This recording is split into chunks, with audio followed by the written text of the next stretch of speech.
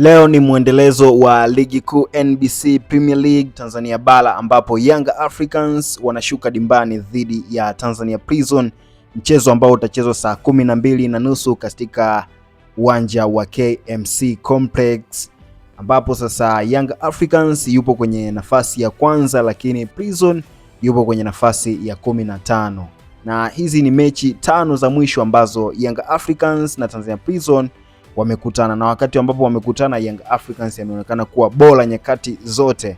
Machi 12 mwaka 2025 Tanzania Prison walishuka dimbani dhidi ya Yanga na Yanga alishinda goli moja bila akiwa ugenini.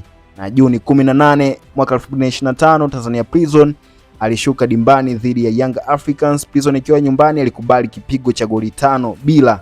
Na Disemba 22 mwaka 2024 Young Africans akiwa nyumbani alishinda goli 4 bila dhidi ya Tanzania Prison. Na Mei 28 mwaka 2024 Young Africans alishinda goli 4 dhidi ya goli moja pekee ambalo walipata Tanzania Prison.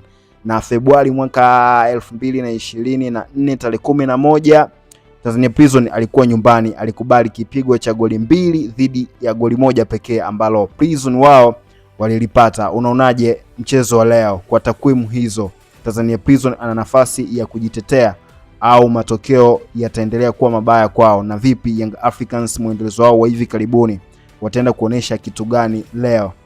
Macho na masikio yatakuwa pale kwenye uwanja wa KMC. Mimi naitwa Sakido na hii hapa ni 10 Empire TV. Hakikisha una follow lakini pia una subscribe pale mjini YouTube uendelee kupata habari moto moto. Bye bye.